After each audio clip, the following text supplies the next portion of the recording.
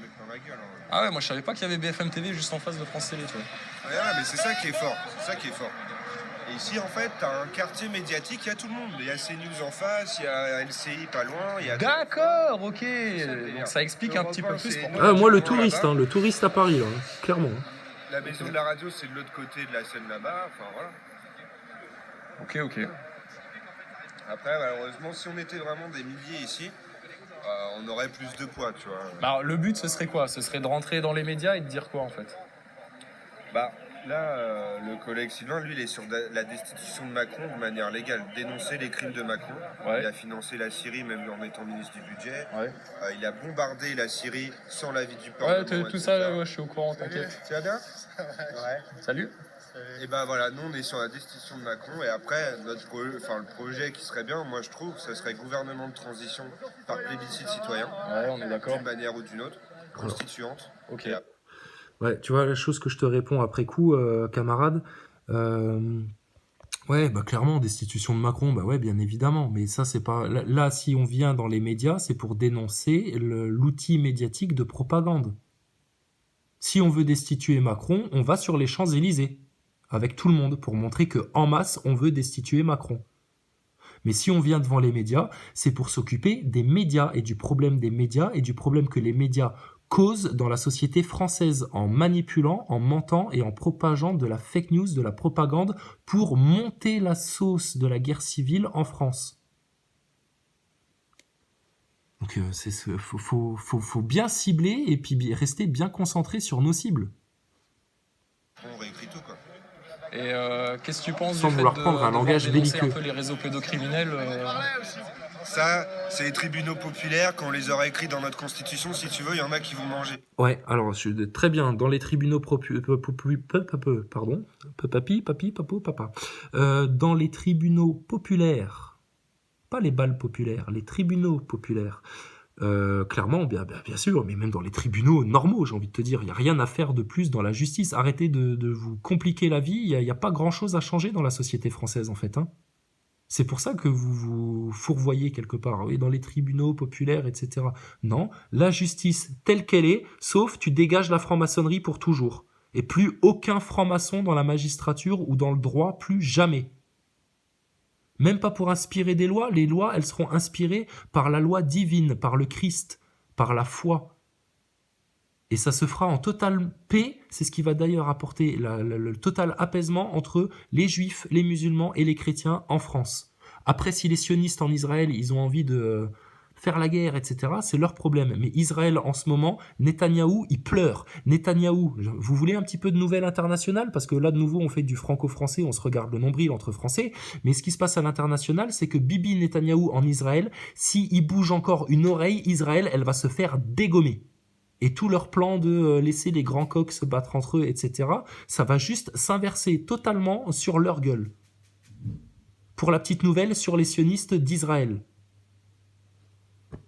Et nous, on est contre la guerre mondiale. Hein. Seulement là, Israël, la stratégie à l'international, c'est qu'à un moment donné, ils vont appeler à la menace, ils vont faire « Oh là là, c'est l'antisémitisme international, ils veulent tuer tous les juifs, tous les juifs !» Non, non, regarde, il y a plein de juifs qui veulent vous tuer, eux aussi, des rabbins même. Ils attendent que ça, que Dieu vienne vous exterminer. Vous êtes la race de vipères de cette planète, les sionistes. Et vous avez plongé tout un peuple, tout un pays dans votre sale délire de méchia sataniste. Bon, où on en était? On est parti loin de chez BFM TV, là, tout d'un coup. Putain, faites la paix, merde, sérieux. Putain, vous allez finir par vous aimer les uns les autres, bordel de merde, ou quoi, là, franchement. Faites la paix, putain, regarde le gendarme, là, il a froid, il est tout seul. Va lui causer, va lui dire, alors, toi, t'en as pas ras le cul un peu de ce bordel? Ouais, tu peux pas répondre, c'est pas grave, t'inquiète. J'ai pas besoin que tu me répondes. Je regarde dans tes yeux, je sais exactement ce que tu penses. T'en as ras le cul, hein. Ouais, bah ouais. Mais pas en te foutant de sa gueule comme ça, non, parce qu'il va pas comprendre, lui. Tu vois, il faut aller lui parler gentiment, avec respect, comme si t'allais demander l'heure à une dame âgée. Je sais pas, y a plus de savoir-vivre en France, c'est quoi? C'est l'esprit parisien qui vous a rendu comme ça, c'est quoi? Nous, par exemple, on est que pour BHL, il allait faire des travaux d'intérêt général en Libye, tu vois ce que je veux dire? Ouais, clairement, ouais. Voilà. Ouais, bon, bah alors là, pareil. Hein. Ouais, clairement, ouais, que BHL aille faire. Mais là, tu grilles des étapes. Non, la première étape, c'est déjà d'aller dans les médias pour dénoncer le sionisme. Et si un jour la peine que nos juges indépendants, impartiaux et nos procureurs auront décidé, c'est qu'il aille faire des travaux d'intérêt général en Libye, écoute, grand bien lui en face. Hein. Mais je pense que d'ici là, il sera en enfer en fait, parce que tu sais pas que là c'est la fin. C'est bon, on va finir l'histoire là maintenant.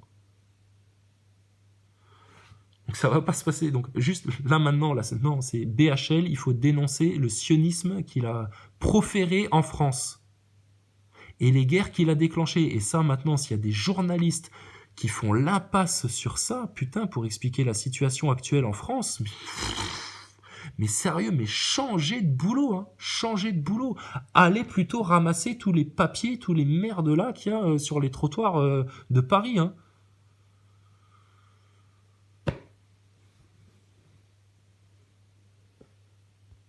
Tribunaux populaires, mon pote, mais ça c'est après. Mais ouais, on y pense. Sarko, va falloir aller le chercher aussi. Il va payer pour tout ce qu'il a fait.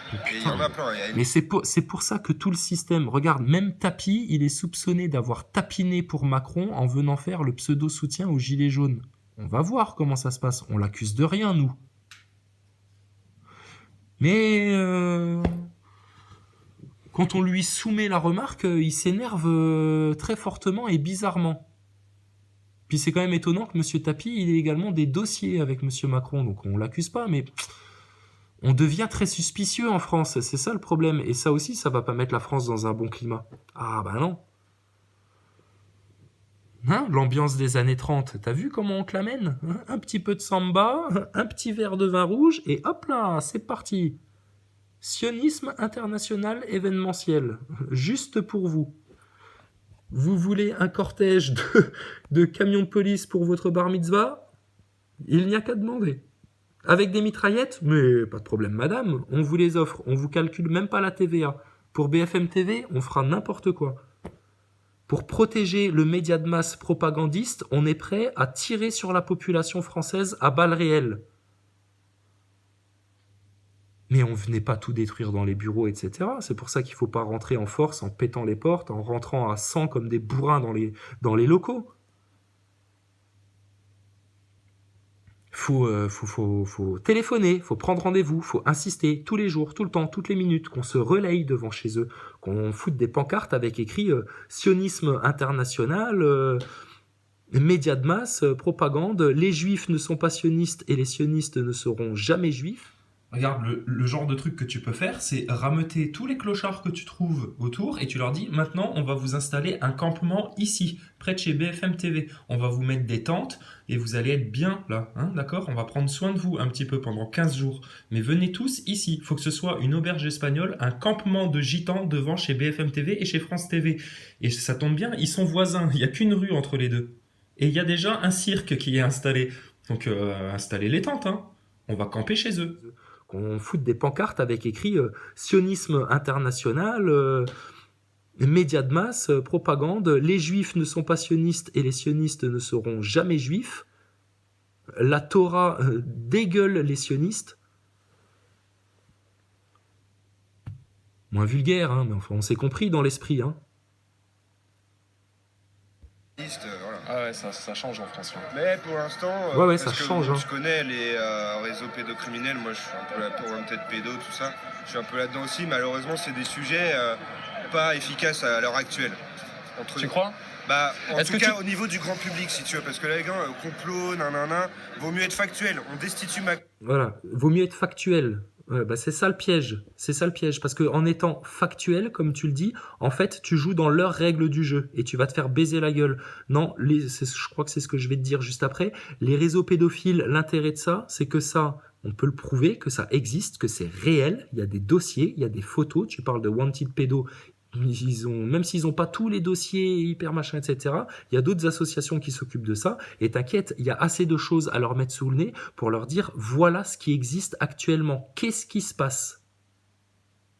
Parce que ça, cet élément-là des réseaux pédocriminels, c'est ça qui va faire que tous tes journalopes qui font les grands malins, tu sais, la grande blonde là qui s'est garée en voiture pour comme une prétentieuse en ayant un sourire aux lèvres parce qu'elle voyait les 10 pauvres pelés gilets jaunes là devant sa porte et puis qu'elle quelque part, elle se dit, oh, les pauvres cons, les pauvres cons. Mais ça, c'est le genre de truc qui va leur faire baisser la tête. Et les policiers, quand tu leur évoques ça, les réseaux pédocriminels, ça les fait plonger dans une profonde réflexion. Parce qu'ils savent, t'inquiète que dans la police, ils savent. Je sais plus son nom, mais c'est un policier qui est devenu réalisateur ou acteur. Il était invité une fois dans l'émission de Baffy, là où ils font une bouffe ensemble entre copains, là. Et le mec, il avait les larmes aux yeux quand il te parlait d'autopsie de bébé de 3 mois avec l'anus dilaté, t'imagines même pas comment. La pire horreur que tu puisses imaginer. Et ça, c'est fréquent. C'est tous les jours, en France, par une certaine élite. Qui quelquefois laisse les restes à leurs rabatteurs, tu vois, à leurs petits marques du trou qui veulent bien aller leur kidnapper des gosses à droite à gauche, sans que ça se voie. Chez les réfugiés, dans les orphelinats, t'inquiète, des gosses t'en trouves plein. Et puis ceux qui iront porter plainte dans les commissariats, t'inquiète, la police, elle va d'abord voir s'il n'y a pas un papa divorcé qui a voulu prendre le fils pour lui, pour l'amener à l'étranger, etc. Enfin voilà quoi, hein, clairement. Hein.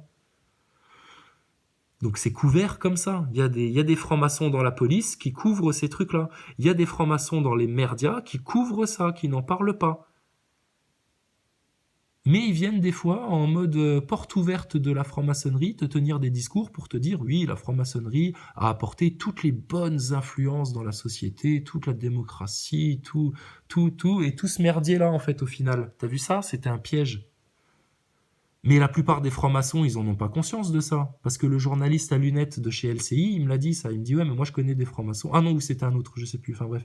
Il me dit, moi je connais des francs-maçons, c'est des gens très bien, etc. Mais j'entends bien, les mecs qui sont dans les premiers degrés d'initiation, eux, ils ont l'impression d'être dans un club de philosophie humaniste. C'est tout. Mais ceux qui sont tout en haut, tout au-dessus, ils baisent la gueule à tout le monde dans la franc-maçonnerie.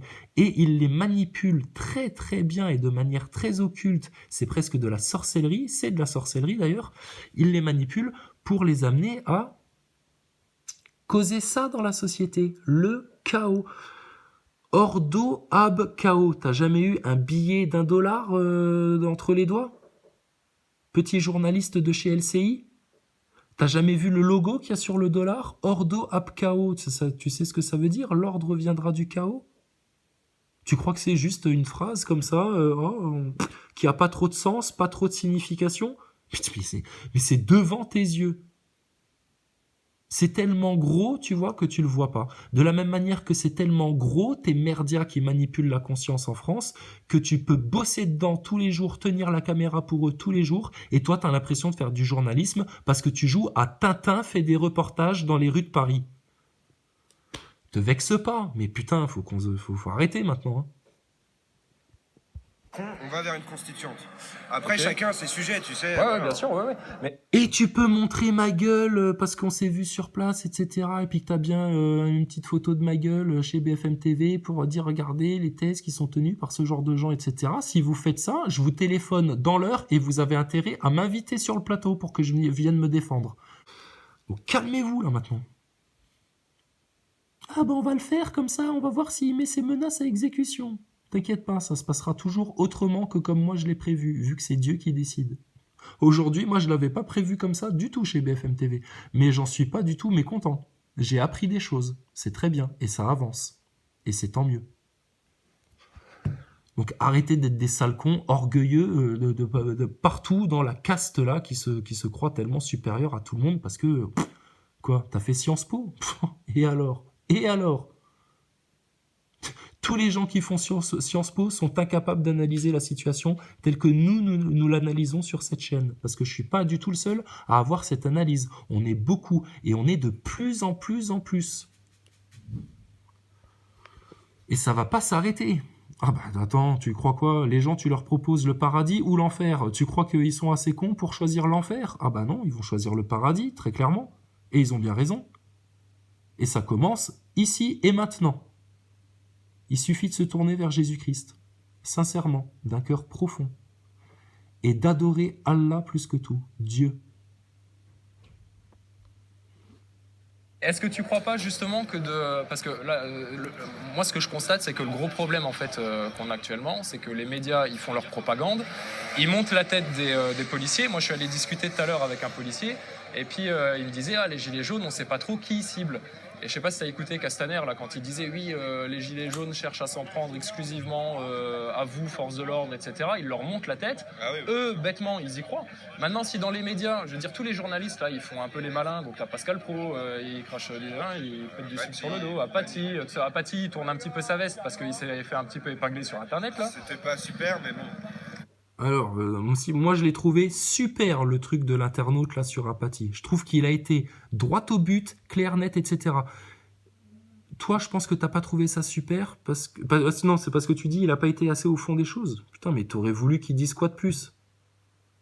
Il a été nickel le mec devant Apathy et puis je veux dire c'est lui qui l'a fait donc de toute façon c'est comme ça et c'est très bien ce qu'il a fait. Mais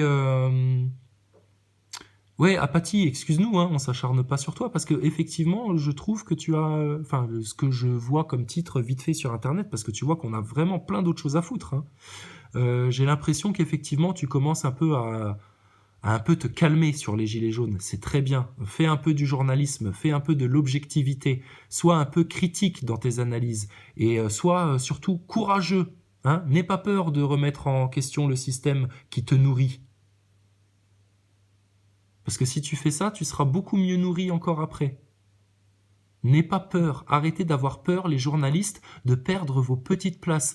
Arrêtez d'avoir peur les CRS de vous faire virer. Si vous êtes, vu la situation dans laquelle ils sont, franchement, si vous êtes 200, 300, 1000, 1500, je sais pas quoi, à être d'accord avec les gilets jaunes et les revendications et aussi en avoir marre, etc. et à bien voir que dans les médias, putain, on te vend une sauce merdique et que Castaner, il joue la plus grande des salopes pour vous la sucer comme il faut et puis au final vous envoyer au charbon, sérieux, vous avez le droit de faire grève, merde.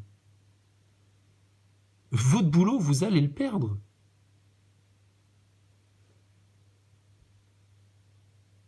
Mais putain, là, c'est l'heure est grave. Hein. Là, c'est les vrais hommes. Hein. Donc, on va voir s'il y a des vrais hommes dans la police.